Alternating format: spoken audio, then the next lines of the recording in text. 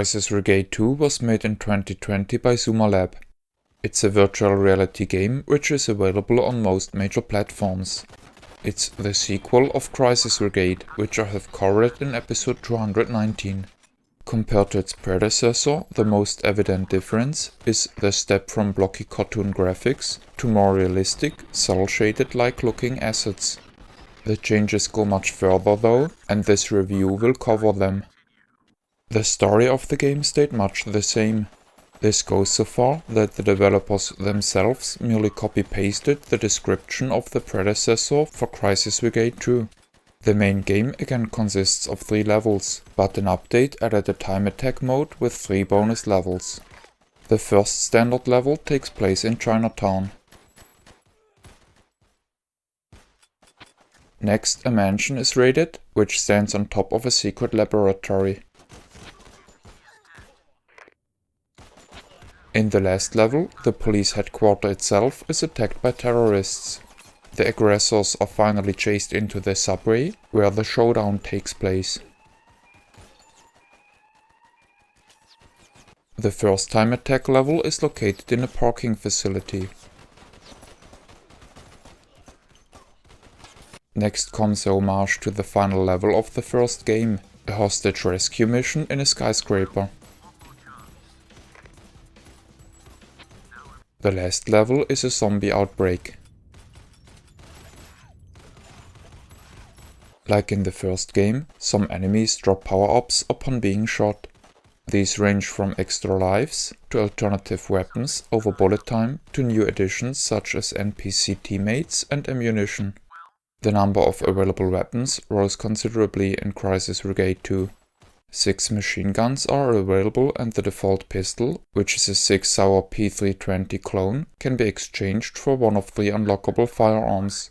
The pistols still behave unrealistically on their 15+1 capacity, which falsely always defaults to 16 rounds, but this time at least the last round can be ejected manually. That the people at Sumalab aren't firearms enthusiasts is again indicated by looking at the rifles. This time 2 firearms lack sights. More frustrating to me was the fact that some of the rifles that do have sights weren't zeroed properly. This is most notably on the Car 15. The native akimbo mode isn't functional anymore. Picking up a weapon while dual wielding 2 guns will set the player back to a single gun. More severely, in this experiment, emptying a rifle won't cause the player to default back to the pistol.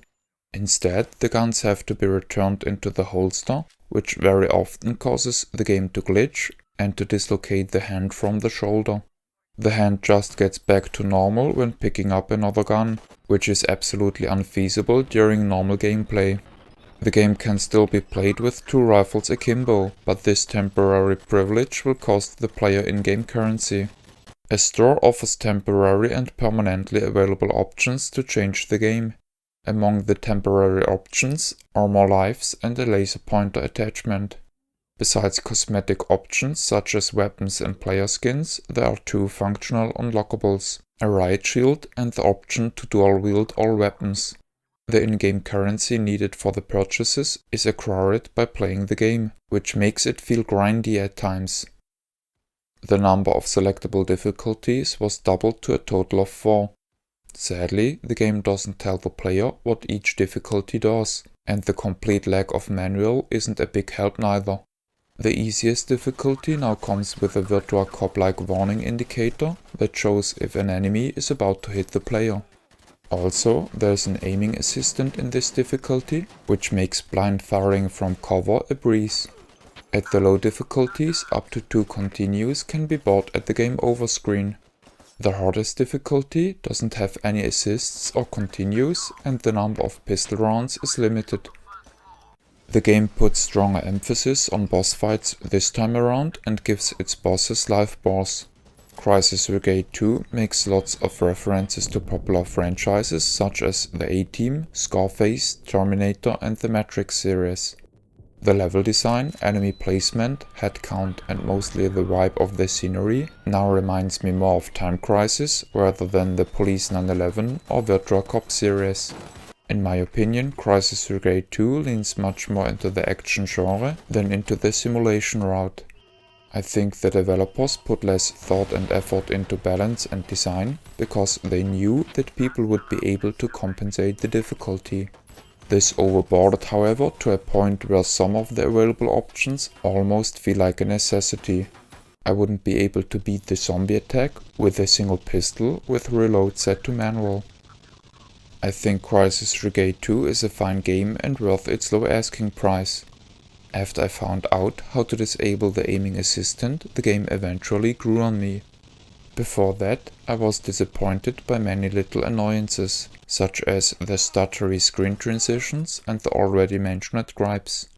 In my mind, the game is poorly presented and intransparent.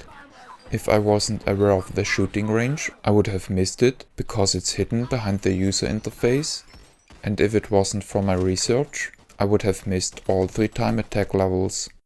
To a light gun enthusiast, overall I would recommend the original title over its sequel. This is the end of the review. My name is Ben, and thank you for viewing.